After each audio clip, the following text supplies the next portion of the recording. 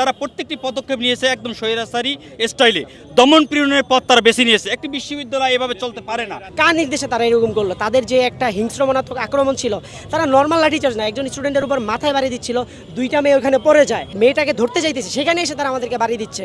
নতুন বাজার United international university শিক্ষার্থীরা তারা আসলে আন্দোলনে নেমেছেন। ঘটনাটি আসলে সকাল থেকে আজকে বিভিন্ন গণমাধ্যমের পর্দায় আপনারা আসলে দেখেছেন। তাদের এই আন্দোলনটি আসলে বিগত 8 মাস ধরেই চলমান। এই আন্দোলনের যে মূল প্রেক্ষাপট সেটি আসলে তৈরি হয়েছিল বিগত আওয়ামী আমলের কিছু শিক্ষক, তাদের বিশ্ববিদ্যালয়ের কিছু শিক্ষক তারা আসলে আন্দোলন চলাকালীন সময়ে তাদের উপর বল প্রয়োগ করেছেন, বিভিন্ন বাধা সৃষ্টি করেছেন। সেসব নানা অভিযোগে তারা আসলে সেই শিক্ষকদের অপসারণ দাবি করেছিলেন। সেই প্রেক্ষাপটে যে আন্দোলনটি শুরু হয়েছিল বিগত 8 মাস আগে, সেই আন্দোলনের প্রেক্ষাপটে তারা আসলে বিভিন্ন সময়ে বিভিন্ন জায়গায়, বিভিন্ন দরবারে, বিভিন্ন মন্ত্রণালয়ে তারা আসলে দৌড়াদৌড়ি করেছেন এবং এই বিষয়টির সুরাহা তারা আসলে দাবি করেছেন। তারপরেও আসলে কেন তাদেরকে আজকে রাস্তায় নামতে হলো এবং পুলিশের সাথে একটি সংঘাতে জড়াতে হলো, এই পরিস্থিতিটি আসলে কী কারণে তৈরি হলো এবং আজকে দেশবাসী আসলে যে সংঘাতের পরিবেশটি দেখেছেন, যে পরিস্থিতিটি দেখেছেন, যে শিক্ষার্থীরা পুলিশের সাথে এই বিগত আওয়ামী সরকারের পতনের 1 বছর পূর্তি হবে কিছুদিন পরেই, সেই প্রেক্ষাপটে এখনও শিক্ষার্থীরা পুলিশের সাথে সংঘাতে জড়িয়ে যাচ্ছে। কেন আসলে জড়িয়ে যাচ্ছে সংঘাতে, এই বিষয়গুলো আসলে একটু জানার চেষ্টা করব এখানকার আন্দোলনরত শিক্ষার্থীদের কাছ থেকে। শিক্ষা মন্ত্রণালয় এবং স্বরাষ্ট্র মন্ত্রণালয়ের থেকে প্রতিনিধি এখানে এসে আমাদের সাথে দেখা করতে হবে। কেন আসলে শিক্ষা মন্ত্রণালয় এতদিনেও আমাদের বিষয়টা সমাধান করতে পারেনি এবং কেন স্বরাষ্ট্র মন্ত্রণালয় থাকার পরেও আমাদের উপরে পুলিশ হামলা করছে।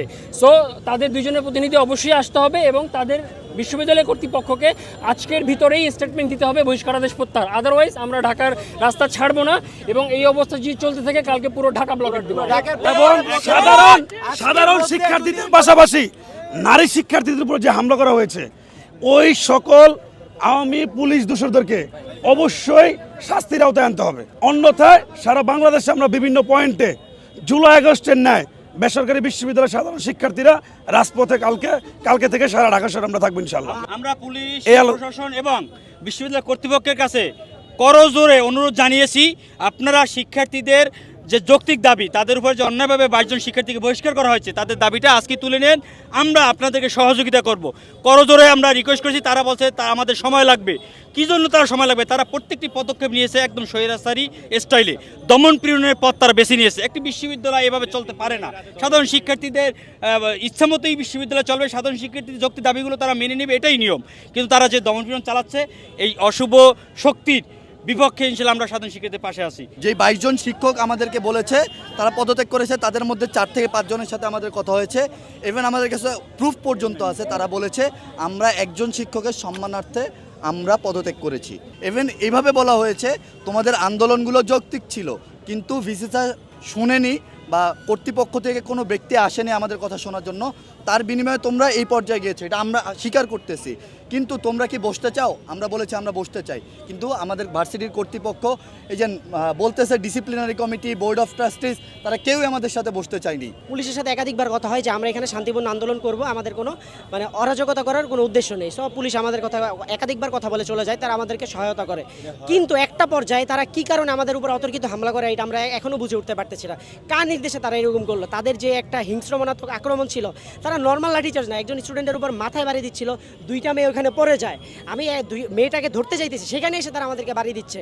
আর একজন 2-3 জন মাথায় আঘাত হয়েছে। আর একজন সাধারণ মানুষ, তিনি আমাদের এরকম অবস্থা দেখে তিনি আসলে উঠাইতে একজনকে, এমনকি তাকেও আঘাত করা হয়। আজকে নির্দেশনা ছিল যে স্টুডেন্টদের উপরে যেন একটা ফুলের টোকাও না পড়ে, কিন্তু এরপরে পুলিশ যখন আমাদের উপর আক্রমণ করছে, আমরা এখান থেকে স্পষ্ট হয়েছি যে নিশ্চিত এখানে ইউনাইটেড গ্রুপ তাদেরকে অর্থায়ন করেছে এবং এই অর্থায়নের কারণে, পৃষ্ঠপোষকতার কারণেই আইজিপির নিষেধ থাকা সত্ত্বেও তারা এই ধরনের ন্যাক্কারজনক হামলা করেছে।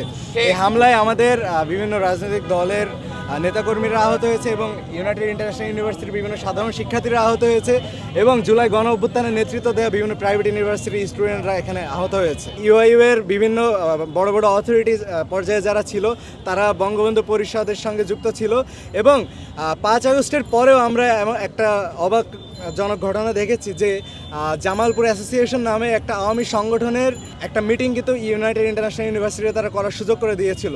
তো 5 আগস্টের পরে যারা আওয়ামী লীগকে বিশ্ববিদ্যালয়ে স্থান করে দেয় তারা যে জুলাই আন্দোলনে যারা নেতৃত্ব দিয়েছে তাদেরকে বেছে বেছে বহিষ্কার করছে না, এটার কোনো নিশ্চয়তা নাই।